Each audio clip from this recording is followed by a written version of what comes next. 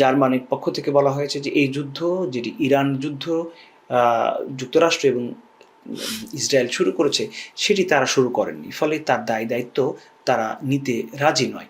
Italy একই কথা বলেছে, ফ্রান্সও একই কথা বলেছে। আমি যদি আপনাদেরকে একটু দেখাই যে এই মুহূর্তে বিশ্বের প্রভাবশালী গণমাধ্যমগুলো প্রেসিডেন্ট ডোনাল্ড ট্রাম্প যে আহ্বান জানিয়েছিলেন তাকে সহযোগিতা করার জন্য তাদের জোটকে, সেটিকে কিভাবে প্রত্যাখ্যান করা হয়েছে।